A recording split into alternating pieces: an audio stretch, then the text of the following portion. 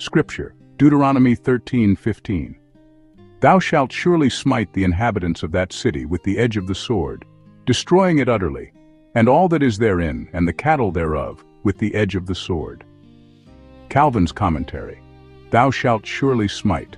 Lest the severity of the punishment should occasion surprise, let us first observe that the error was unpardonable, because its authors, being educated in the doctrines of the law, could not be deceived involuntarily, nor unless they had grown weary of religion, and set their hearts on the impostures of the devil. On this account God, in the book of Jeremiah, in order to inveigh more heavily against the inconstancy of the Jews, refers them to distant isles and nations. Passover, he says, and consider, etc. Hath a nation changed their gods, which are yet no gods? But my people have changed their glory for that which doth not profit.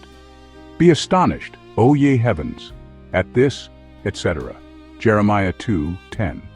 For justly must their instability be accounted monstrous, that they should have voluntarily forsaken the fountain of life, and have been carried away to vanity by their preposterous love of novelty. If any should object that the little children at least were innocent, I reply that, since all are condemned by the judgment of God from the least to the greatest, we contend against him in vain, even though he should destroy the very infants, as yet in their mother's womb.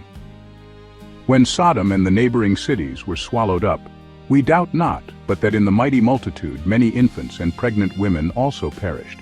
And whilst our reason struggles against this, it is better rather to look up reverently to the divine tribunal than to subject it to our own laws. The same may be said of the destruction of Babylon. For when the prophet exclaims, Happy shall he be that taketh and dasheth thy little ones against the stones, he assuredly eulogizes the just vengeance of God.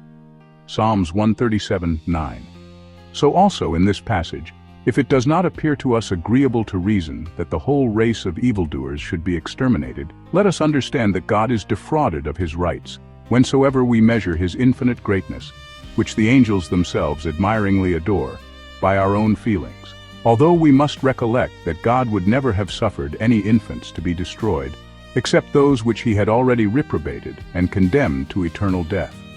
But if we admit God's right to deprive of the hope of salvation whomsoever he sees fit, why should the temporal punishment, which is much lighter, be found fault with?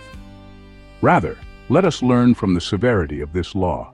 How detestable is the crime of setting up false and spurious modes of worship, since it contaminates not only the infants, whose age prevents them from being conscious of it, 63, but even the cattle and flocks, and the very houses and walls.